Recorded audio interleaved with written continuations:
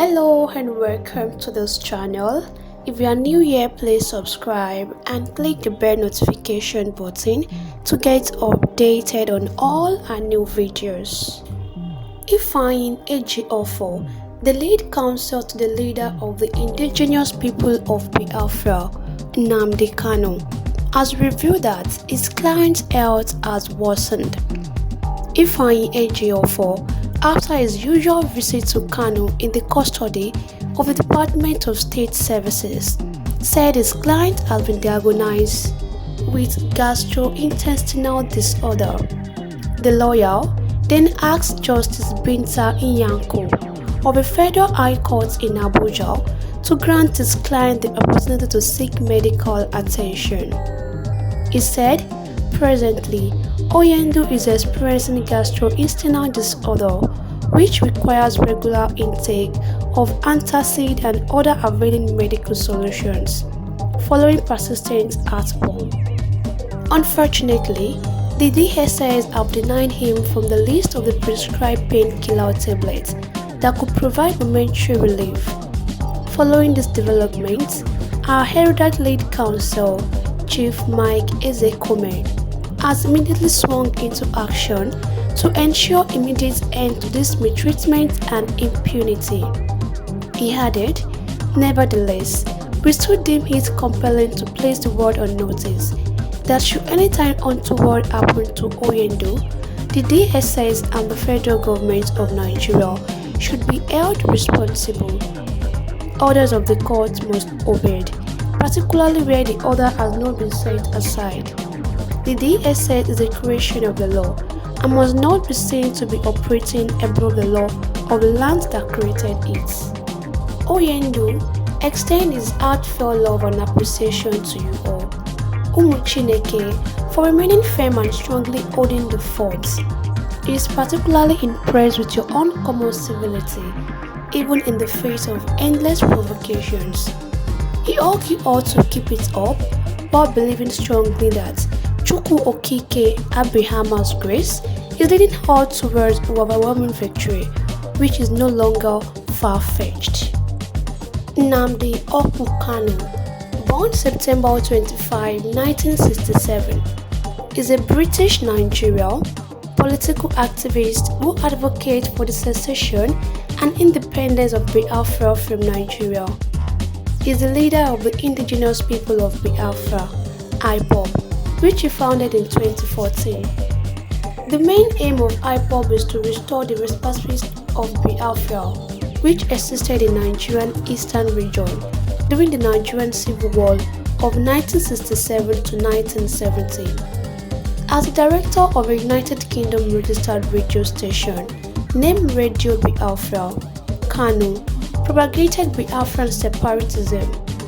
Nnamdi Kanu was arrested on treason charges in Lagos, Nigeria in October 14, 2015 and was detained for more than a year despite various court orders that ruled for his release. When in court, Nnamdi Kanu appeared regularly wearing a Jewish prayer shawl and head covering. He said in court that he believed in Judaism and considered himself a Jew and oftentimes has led in Biafran people to various Jewish prayers and religious observation. On 28 April 2017, Kanu was released from prison to bail. After jumping bail and fleeing abroad, Nnamdi Kanu played a major part in the insurgency of southeastern Nigeria, as the Nigerian security forces attempted to quash IPOB armed wing, the Eastern Security Network, resulting in a lower-level conflict in early 2021. Despite the fighting, Nnamdi Kanu maintained that IPOB was interested in a peaceful solution and achieving Biafran independence without violence. In June 2021, he was arrested by Interpol and handed over to Nigeria. Nnamdi Kanu was born September 25, 1967 in Isiama, Afara Ukwu, Umaria, Abia State, within the claimed territory of the Republic of Biafra, a few months after it had declared independence from Nigeria. His father, Eze Israel Oku Kanu, and his mother, Eze Nnamdi Kanu were a Nigerian traditional monarch. He attended Library Avenue Primary School and went to Government College, Umaria, for his second education. He studied at the University of Nigeria, Nsukka, and moved to the UK before graduating. Nnamdi Kanu began his activism for the freedom of Biafra as a Radio Biafra director and anchor of Biafra awareness under Ralph Uwazirike, leader of the movement of the actualization of sovereign state of Biafra, who said, while in a meeting in Kaduna, Nigeria on June 12, 2014, that he handed over Radio Biafra to Nnamdi Kanu, leader of IPOB, but Kanu disappointed him. Radio Biafra, however, was established by the different Biafran governments in 1967 with the aim of championing Biafran cause. Nnamdi Kanu was a relatively obscure figure until 2009 when he started Radio Biafra, a station that called for an independent state for the Igbo people and broadcast to Nigerian from London. In 2014, he founded IPOB. On 5 September 2015, Nnamdi Kanu was a guest speaker at the World Igbo Congress, which was held in Los Angeles, where he told his audience, "We need guns and we need bullets." On 18 October 2015, it was reported that Kanu has been arrested in Lagos State by Nigerian Security Police, the Department of DSS. Kanu had told his solicitors that on 14 October 2015, he was arrested by the agents of the Federal Government of Nigeria, the State Security Service (SSS), in his hotel room at the Golden Tulip Essential Hotel, Ikeja, Lagos State. The solicitors in a press briefing said, between 14 and 17 October 2015, their client whereabouts were unknown until October 18, 2015, when the press media broke the news of his arrest and detention by the SSS in Abuja. The news of the arrest of Nnamdi Kanu generated protests across Delta State, Enugu State, Rivers State, Cross River State, Abia State, Imo State, Akwa Ibom State, Bayelsa State, and Anambra State. On 19 October 2015, it was reported that Nnamdi Kanu has been granted bail after a secret arraignment at Magistrates Court, Woods 11. However, the bail seemed controversial and there were claims the DSS announced the bail only to calm the angry people of Biafra. The Magistrates Court, one sitting in Abuja on November 18, 2015, ordered the Department of State Service (DSS) to produce Kanu at the court on 23 November 2015. However, it was reported the Department of State Service obtained a secret court order to detain Nnamdi Kanu.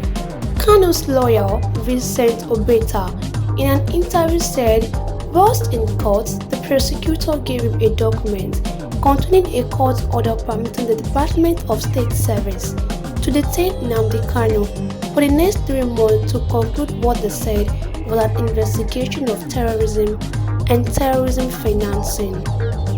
Nnamdi Kanu was finally arraigned on 23 November 2015 in an Abuja magistrate court for the first time for charges of criminal conspiracy, intimidation and membership of all illegal organizations by Nigerian Department of State Services.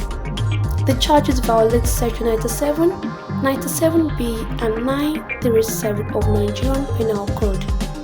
Chief Magistrate S. Usman at the last adjourned date, berated the Department of Service over its failure to produce Nnamdi Kanu in court on the 2 consecutive times the matter came up before the courts. Meanwhile, Nnamdi Kanu supporters stormed Nigerian capital city of Abuja in luxury buses on a peaceful protest for their leader who was arraigned by the federal government before the Wuse Zone 2 Magistrate Court, Abuja, on 23 November 2015. Pro-Biafra protesters with placards sang and danced outside the court premises while the hearing proceeded. Protesters wore T-shirts and cap with inscriptions like Biafra, now or never. Buhari released Nnamdi Kanu for us. On Biafra we stand. More protests by IPOB members numbering over 15,000 grounded vehicles movements in the southeastern key economic city of Onitsha concurrently. It was the same with over 20,000 protesters in Aba, Abia State on the same day.